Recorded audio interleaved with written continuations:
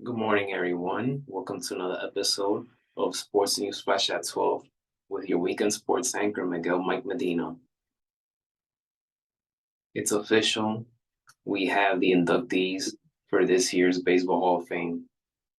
Adrian Beltre, Joe Mauer, and Todd Helton have been elected to go to Cooperstown. They will be joining Jim Leland. I am so happy for Adrian Beltre. I knew he was going to get in his first year. He earned 95% of his votes. He is the 19th third baseman to go into the Hall of Fame and the fifth Dominican-born player to go into the Hall of Fame. It should have been eight with Sammy Sosa, Manny Ramirez, and Alex Rodriguez, but we know what they did and why they're not in.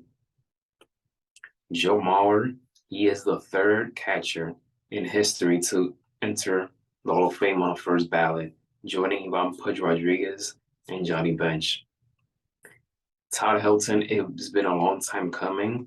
In terms of numbers, he may not be your typical Hall of Famer, but his leadership, commitment, and the way he played the game in Colorado for all those years, to me, he's worthy of a Hall of Fame entry. So congratulations to him. Congratulations to all of them. However, I'm disappointed that Gary Sheffield didn't get in his last year on the ballot. If you look at his numbers and everything he accomplished, he's a Hall of Famer. Um, his interview with Harold Reynolds, if you haven't seen it, I highly recommend it. After watching that interview, I felt even more bad for Gary Sheffield that he didn't get in. It would have been nice for him to get in the same year that Jim Leland got in because they both were together in the 1997 Marlins championship team. And Jim Leland loves Gary Sheffield. Gary Sheffield loves Jim Leland. He even got emotional on talking about Jim Leland in that interview. So it's just unfortunate, but people think these baseball writers are probably skeptical because of PD issues, but Gary Sheffield said time and time again that he played the game cleanly. So who knows? But in terms of numbers, they're there. Um, to me, he's a Hall of Famer. So, but it is what it is.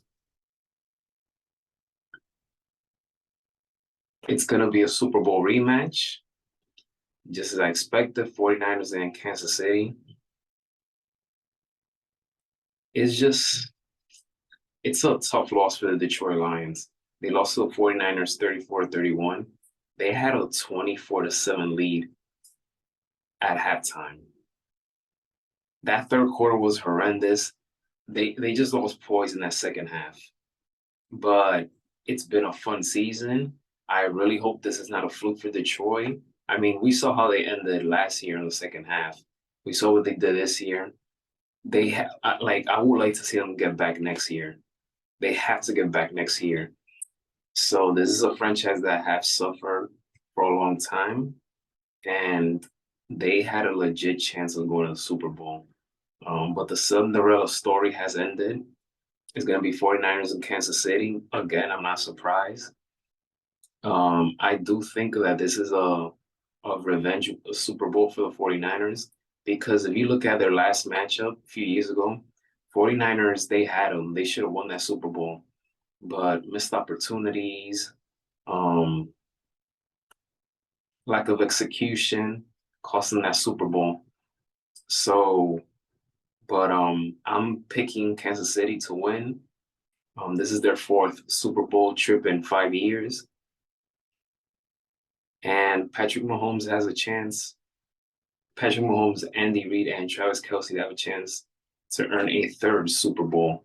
As for the 49ers, they're trying to uh, just finally get over the hump and win it all.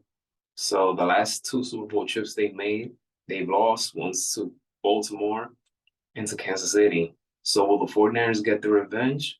We shall see. But it's gonna be an entertainment Super Bowl. I can feel it. I told my mom last night that because we have plans of going to Kansas City in March for important reasons.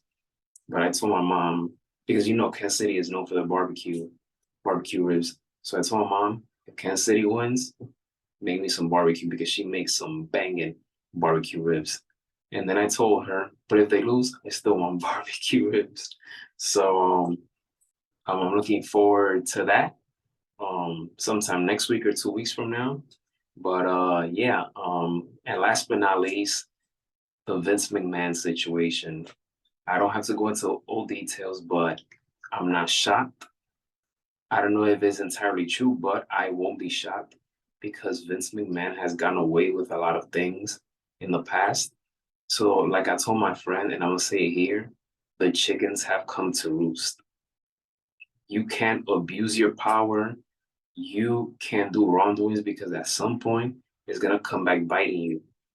So, um, it's just crazy how fall from grace um, it has come for Vince McMahon and these kind of distractions that's going on with his family because of these allegations, accusations. We're gonna stay tuned more for that one because it's gonna be far from over that we're gonna hear from Vince McMahon and these stories that are leaking out. And that does it for this week's Sports News Flash at 12. Leave a like, comment, let me know what you want to see for future episodes. Enjoy Monday, enjoy the rest of the week. We're blessed in so many ways. Always remember that we are blessed in so many ways. So many ways. So stay safe, everyone. Be safe, and God bless you all. See you guys next week.